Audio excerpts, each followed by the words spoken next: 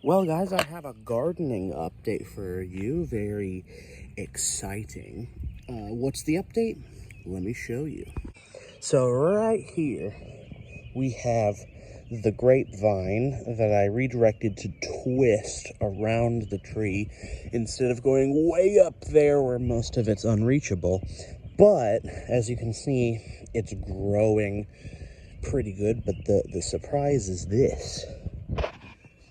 This little clump of things right here in the foreground, if the camera would focus on it. I have to put my hand behind it to keep it focused. Come on, focus. There we go. This is grapes. Well, it will be.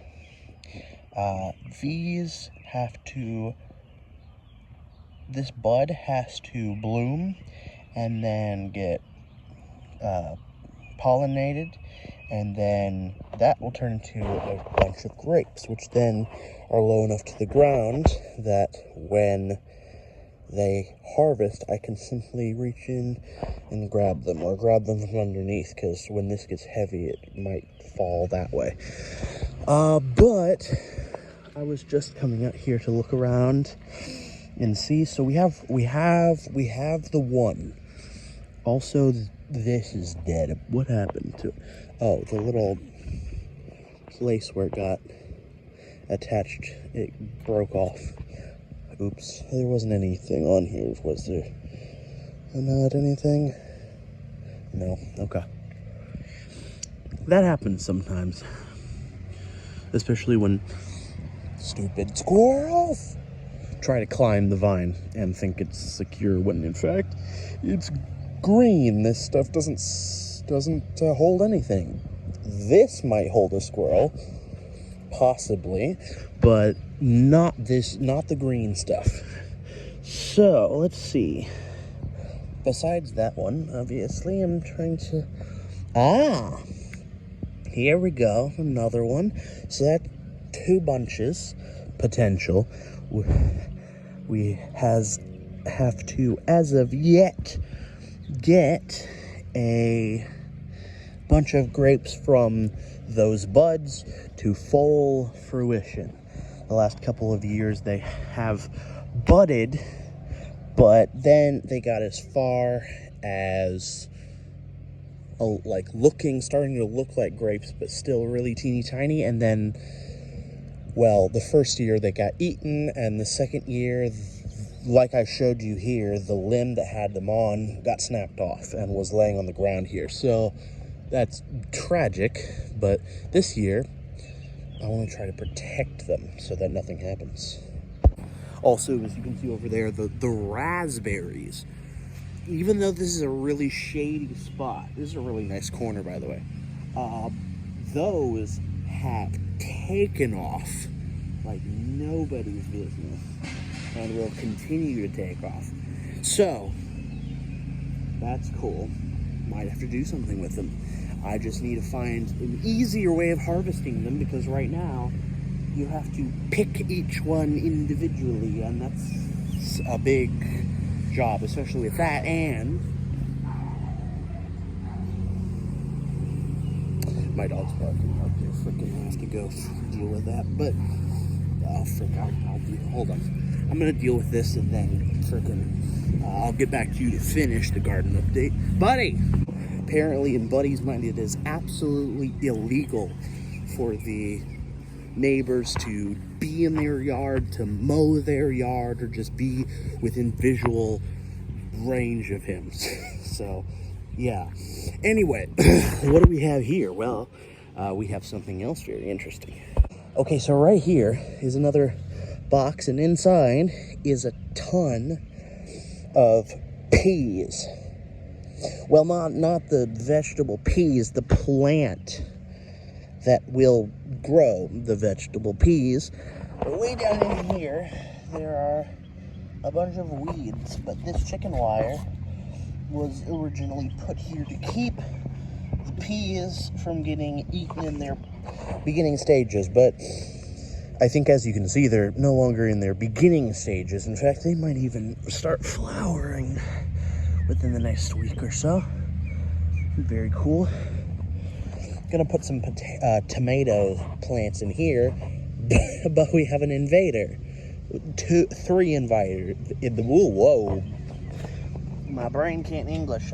3 invaders. 1, ground ivy, or creeping Charlie, as we like to call it. A maple tree, and raspberries, as usual. But then again, we are right next to the second. See, there's the first giant clump of raspberries. This other giant clump of raspberries. We have so many. And then right here, which is getting taken over by raspberries, is a blueberry bush. You can see, yeah, we might have to clear some of these raspberries back because they are absolutely taking over. Over here, we are going to be tilling this up and hopefully putting zucchinis and maybe squash in here. And then next box over, once we get all of this stuff out of here, we're going to try to put some beets and potatoes. But we haven't planted any yet. But we missed one, apparently, because this potato plant just showed up one day out of nowhere. So, if all of you want a garden tip, if you want to grow potatoes and you don't want to have to plant them again the following year, when you dig up the potatoes for harvest, leave a few at random in the ground, and apparently they'll just start growing the next spring. Interesting. Next box over, we have a ton of mint. Few weeds across there. Also that, which you can go to the Instagram page, Nate's Bird Moments, essentially. And you can see the videos of the different birds that come by. There's been house sparrows, cardinals, and a couple of others.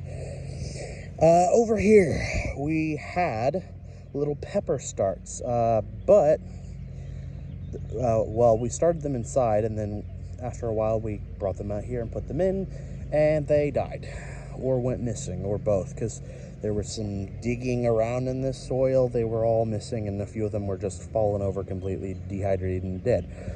However, because it's warm enough now that we won't probably get frost again, I have gone back to the seed packet and put more seeds in the ground. So let me explain what we have here. So in these two right here, we have 3, I put 3 seeds in the hole, so 3 seeds of a packet that was called Hot Mix.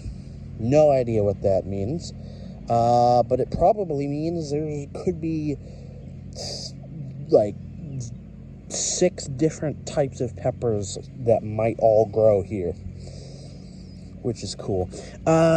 Or several of one kind. And then over there, 1, 2, 3, you can see 1, 2, those 3 right there are habanero, which normally when I make hot peppers, I try to grow either hot banana pepper, jalapeno, or cayenne.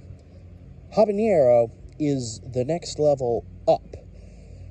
Habanero is one of the hottest peppers that you can grow before you start getting into the realms of exotic peppers like Ghost or even Carolina Reaper, or other hot peppers that you don't find growing here in the States, or at least not the north.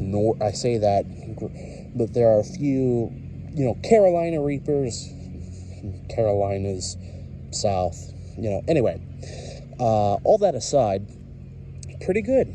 That used to be a box, but then the wood fell apart. Those are new pieces. We might put a new box together. We might just let grass grow there. But for right now, it's getting taken over by mint. You see these 2 little clumps of mint right here, and then weeds.